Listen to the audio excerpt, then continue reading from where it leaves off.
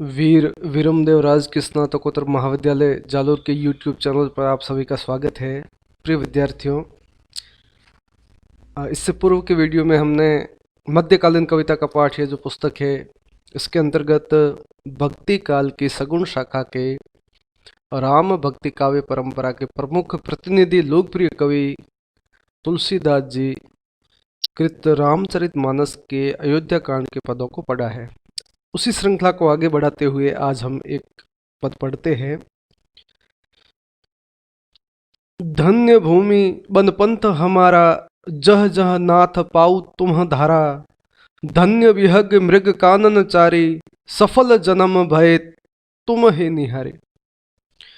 इस छंद की पृष्ठभूमि प्रसंग के अंतर्गत महर्षि वाल्मीकि और श्री राम के मध्य जब उनके निवास स्थान को लेकर के संवाद चल रहा होता है, तो उनके आसपास के उस क्षेत्र में रहने वाले जो वनवासी प्रजाति के लोग हैं, अर्थात जो कोल जनजाति है अथवा जो भील जनजाति के जो लोग हैं, वो श्री राम के स्नेह सानिध्य में कहते हैं कि धन्य भूमि बन पंथ हमारा, जह जह नाथ पाऊ तुम धारा। वो अपने आप को सौभाग्यशाली मानते हुए कहते हैं कि हे श्री राम जी, आपने हमारे इस क्षेत्र में रहने का जो निर्णय लिया है, तो हमारी यह भूमि भी धन्य हो गई और यह वन भी धन्य हो गया और यह पंथ भी धन्य हो गया, और उसके साथ साथ हमारा जो जीवन है, जीवन भी धन्य हो गया। जह जह नाथ पाऊ तुम धरा, जहाँ जहाँ पर भी इस जमीन पर जहाँ जहाँ पर भी आपने अपने पांव धरे हैं, पांव रखे हैं, वो जगह भी धन्य हो गई। धन्य विहग मृग काननचारी, सफल जन्म भय तुम ही निहारी।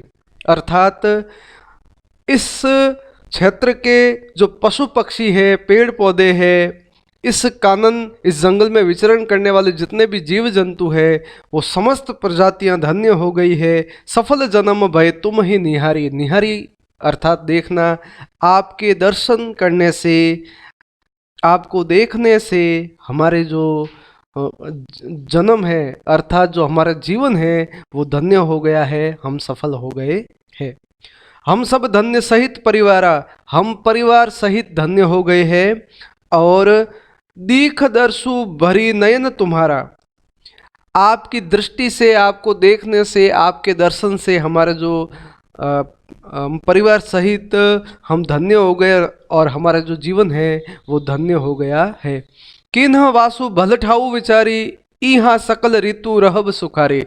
आपने जो यहाँ रहने का निर्णय किया है, यहाँ वास का जो निर्णय किया है, वो अत्यंत ही हमें अत्यंत ही प्रसन्न करने वाला है। और यह सकल ऋतु रहब सुखारी, यहाँ इस क्षेत्र में जितनी भी ऋतु है, जो मौसम है, यहाँ पर लोग प्रसन्न रहते हैं। हम सब भांति करब सेवकाई, करी केहरी अहि बाध बराई। हम अपने तरीके से आपकी सेवा करेंगे और इस क्षेत्र में जो करी, हाथी, केहरी, सिंह, अहि, सर्प और जो बाघ है या जो जंगली जीव जंतु है, उनसे हम आपकी रक्षा करेंगे। वन बेहड़ गिरी कंदर खोहा, सब हमारे प्रभु पग पग जोहा। इस क्षेत्र में जितने भी ये जो वन है, बीहड़ है या गिरी है, पर्वत है, जो दर्राएं हैं, वो हमारे देखी हुई है। सब हमारे प्रभु पग पग जोहा। हे प्रभु, हमारे एक एक जगह यहाँ देखी हुई है, या प्रत्येक जगह पे हम घूमे हुए हैं। हमने हर जगह पे अपने पांव रखे हुए हैं। तह तह रूम ही अहर खिलाऊब, सर निर्जर जल ठाऊ देखाऊब। हम आपको हर जगह ले जाएंगे, आपको घुमाएंगे और सर निर्जर जल ठाऊ देखाऊब, देखाऊब यानी दिखाएंगे। सर सरोवर, निर्जर यानी झरने, जल ठाऊ यानी जल ठहरने की जो जगह है। यहाँ पर जितने भी जो ये प्राकृतिक छटाएं है या जो प्रकृति प्रदत्त जो वस्तुएं हैं, चाहे वो सरोवर हो या झरने हो, हम आपको वहाँ ले जाएंगे और घुमाएंगे।